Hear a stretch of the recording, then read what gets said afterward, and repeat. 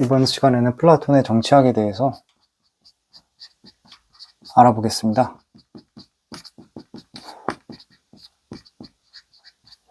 플라톤은 또다시 이데아로 설명할 수밖에 없겠죠. 정치라고 하는 것은 우리가 정치의 정의, 어떤 정치의 정의에 대해서 이야기를 할 때, 흔히 이제 정치는 권력과도 연결이 되어 있고, 권력은 가치의 권위적 배분이란 말이죠. 가치의 권위적 배분. 그리고 국가작용이죠. 국가작용이고, 국가가 있는 이유는 당연히 공공의 이익을 위함이겠죠. 그래서 공공의 이익을 위해서 국가가 있는데, 국가를 이루고 있는 구성 요소는 당연히 사람이니까, 사람의 지적인 영역을 우리가 세 가지로 봤잖아요. 그래서 맨 밑에 욕구적 측면에서 이야기할 때 어떤 욕망을 가진 인간, 그 다음에 기계를 가진 인간, 그 다음에 이성을 가진 인간, 이렇게 세 개의 3분법이잖아요. 이게 플라톤의 영혼의 3분법인데, 그 사람마다 이 세 가지를 다 갖고 있지만 이것이 각자 강한 정도가 다르단 말이죠. 그래서 욕망이 강한 사람은 어떤 사람들이 되느냐? 욕망이 강한 사람은 이제 생산 계급이 되는 것이죠. 생산 계층이 되면 되는 것이고, 기계가 강한 사람은 이제 전사 계층, 수호자. 그 다음에 이성적 사유 능력이 강한 사람이 이제 소위 말하는 지도자, 엘리트가 되는 것이죠. 지도자. 그래서 플라톤은 이렇게 계층적으로 좀 생각을 했습니다. 그래서 생산 계층과 전사, 수호자 계층, 오늘날로 말하면 군경 정도 되겠죠. 그 다음에 이제 엘리트 지도자, 그리고 이 엘리트 지도자 중에서 가장 이성적 사유 능력이 뛰어난 사람은 이제 이데아에 대한 지식이 있는 사람이겠죠. 이데아에 대한 지식 있는 사람, 그런 사람이 통치를 해야 된다. 그래서 우리가 플라톤의 정치 이론을 이제 철인 정치다, 이렇게 이야기를 하죠. 철인. 여기서 말하는 철인 정치는 철학자를 이야기하는 것이고, 여기서 말하는 철학자는 이데아를 파악할 수 있을 정도로 높은 사유 능력을 가진 사람, 이성적 사유 능력을 가진 사람을 이야기하는 것입니다. 그래서 플라톤의 정치론은 하여튼 이렇게 이루어질 수 있다, 이렇게 볼 수 있겠다라는 거고, 한 가지 오해하면 안 되는 게, 이것이 이동 가능하다고 봤어요. 그러니까 여기서 여기로 충분히 이동이 가능하고, 엘리트의 제1 가장 중요한 요소는 자기가 속한 계층이 아니라 다른 계층에 속한 사람이라 하더라도 이성적 사유 능력, 즉 이데아를 파악할 수 있는 능력이 있는 사람을, 그런 자질이 있는 사람을 뽑아서 어떻게 해야 돼요? 지도자로 양성해야 되죠. 그래서 엘리트 교육을 굉장히 강조했다라는 것입니다. 그래서 이 이동이 빠져버리면은 이거는 뭔가 잘못된 어떤 계층의 사다리가 고정되어 있다라고 본다면, 그건 이제 플라톤답지가 않죠. 얼마든지 이동이 가능하다. 그리고 아까 이야기한 것처럼 교육의 중요성, 교육의 핵심은 이데아를 파악할 수 있는 이성적 사유 능력이 있는 그런 자질을 갖고 있는 사람을 선별하는 것이다, 이렇게 봤다는 것입니다. 그래서 우리가 지금도 금은동 그러잖아요. 동메달 같은 거 딸 때, 동메달, 은메달, 금메달 딸 때. 그래서 비율을, 이성적 사유 능력은 금, 기계는 은, 욕망은 동, 이렇게 비유를 했습니다. 그래서 지금도 올림픽 경기에서 금, 은, 동 이렇게 분류를 하잖아요. 그곳의 잔재죠. 플라톤의 영혼의 3분법 잔재라고 보시면 되겠습니다. 그래서 간단하게 플라톤 정치론을 제가 여기서 다 이야기할 수는 없고, 간단하게 이렇게 알아봤고요. 플라톤이 살았던 시대는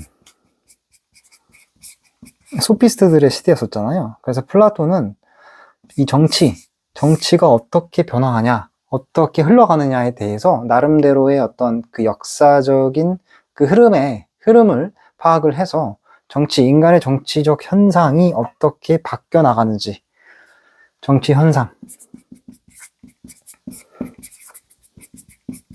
변화가 되겠죠. 어떻게 변화하고 흘러가는지에 대해서 고찰을 했습니다.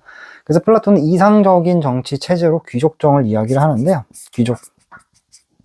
여기서 말하는 귀족종은 오해를 하면 안 되는 게 어떤 우리가 신분 계급 사회로서의 귀족을 이야기하는 것이가 아니고 여기서 말하는 엘리트를 이야기하는 겁니다. 엘리트. 엘리트의 공동 통치죠. 공동 통치. 귀족종 공동 통치다. 이걸 이제 공화정이라고 이야기하죠. 공화정. 그래서 이러한 엘리트 귀족 정치를 뭐라 그러느냐? 이거를 이제 이상적이다. 이상적인 정치 체제다. 이렇게 이야기를 했습니다. 그러니까 플라톤이 생각했을 때에는 여기서 말하는 귀족은 이제 언어에 오해가 생길 수 있는데 여기서 말하는 귀족종은 신분사회에서 이야기하는 귀족종이 아니라고 제가 얘기하겠죠. 이성적 사유 능력이 있는 엘리트를 이야기하는 것 뿐입니다. 플라톤이 생각했을 때에는 정치라고 하는 것은 개나 소나 하면 안 된다는 거예요.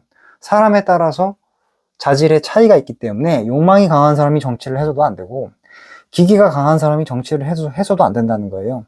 정치는 고유한 영역이고 특별한 영역이고 스페셜리티가 요구되는 영역이기 때문에 이성적 사유 능력, 이데아를 파악할 수 있는 이성적 사유 능력이 있는 사람만 정치를 해야 된다는 거예요.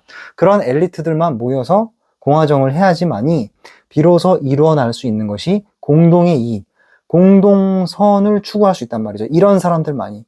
기계가 너무 강하거나 욕망이 너무 강한 사람은 공동선을 추구할 수 없다는 거예요.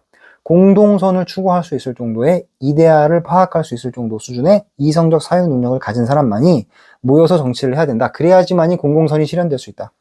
그래야지만이 공공선이 실현될 수 있다. 공공의 이익이 실현될 수 있다고 본 겁니다. 근데 이게 이제 나중에 타락을 합니다. 어떻게 타락을 하냐면 명예정으로 바뀌어요. 명예 정치로 바뀌어요. 이제 사람들이 공동선을 추구하는 것이 아니라 개인의 명예감을 중요시하게 된다는 것이죠. 명예감정.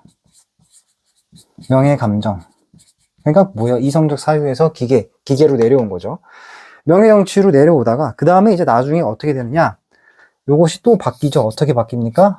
이제 소위 금권 정치로 바뀌는 겁니다. 금권 정치. 금권 정치라는 건 뭐예요? 욕망, 개인의 이익을 강조하기 시작한다는 것이죠. 개인의 이익을 추구하는 정치로 타락한다는 것이죠. 그 금권 정치가 타락하는, 그 다음에 금권 정치가 어떻게 타락을 하느냐? 그 다음에 이제 민주정이라는 거예요, 민주정. 여기서 말하는 민주정이라고 하는 건 뭐냐면, 결국 이거예요. 정치가 귀족정에서, 명예 정치에서, 금권 정치에서, 개인의 이익을 강조하는 금권 정치에서 민주정 단계에 이르게 되면 소위 이제 소피스트들의 그 시대가 되는 것이죠. 국민 개개인이 그야말로 홉스의 말로 말하면 만인에 대한 만인의 투쟁 상태가 되는 것이죠. 소피스트 대표적으로 소피스트라고 보시면 되겠어요. 소피스트들에 의해서 만인에 의한 아무런 기준도 없고 공공의 이익에 대한 추구도 없고 명예도 없고 이건 이제 모든 개인이 각자의 이익을 위해서 투쟁하는 만인에 대한 만인의 투쟁 상태에 빠지게 된다. 그것이 이제 민주정이 되겠고 맨 마지막 결국 민주정에 대한 결과가 어떻게 되느냐? 결국에는 마지막에 참주제. 독재죠, 독재로 귀결되게 되어 있다. 라는 것입니다. 그래서 플라톤이 이렇게 정치를 이야기한 이유에 대해서 생각을 해보면 플라톤이 살았던 시대는 소피스트들 세계였었고 BC 5세기 아테네 최전성기에서 아테네가 타락해 가는 그런 시점이었었잖아요. 그러니까 플라톤은 당연히 뭐예요? 당연히 소피스트들에 대한 반발 심리 때문에 정치를 아무나 하면 안 된다고 생각할 수밖에 없었겠죠. 그래서 당연히 이데아론을 강조했었던 플라톤 입장에서는 이데아를 파악할 수 있는 사유 능력을 가진 사람들만 모여서 따로 통치를 하는 게 낫다. 그것이야말로 공공선을 달성할 수 있는 가장 좋은 정치 체제다. 라고 이야기할 수밖에 없었겠죠.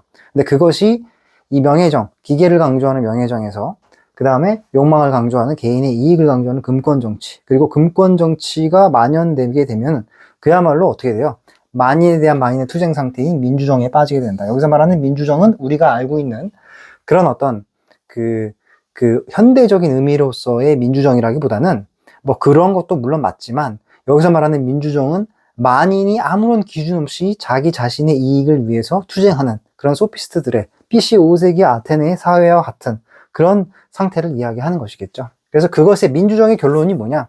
결국 이렇게 사회가 혼란스럽고 아무런 기준도 없고 공공선에 대한 이해도 없고 이데아에 대한 이 이성적 사유도 없게 되면 결국 이것의 결론은 참주제라는 거예요. 대중민주주의라고 하는 것은 결국 뭐예요? 독재로 귀결될 수밖에 없다. 필연적으로 독재로 귀결될 수밖에 없다. 우리가 그 이후에 프랑스 혁명, 우리가 대표적인 시민혁명의 대표적인 것 중에 하나가 이제 프랑스 혁명이 대표적인데, 프랑스 혁명의 결과가 결국 나폴레옹의 독재 정치였었잖아요. 결국에는 참주제, 독재 정치로 귀결될 수밖에 없다라고 하는 것이 플라톤의 어떤 결론이었습니다. 그래서 오늘 간단하게 플라톤의 정치론에 대해서 알아봤고요. 결국 플라톤의 정치론도 이데아론과 영혼 3분법에 의해서 파생되는 그런 어떤 이론이다. 이렇게 볼 수가 있겠습니다.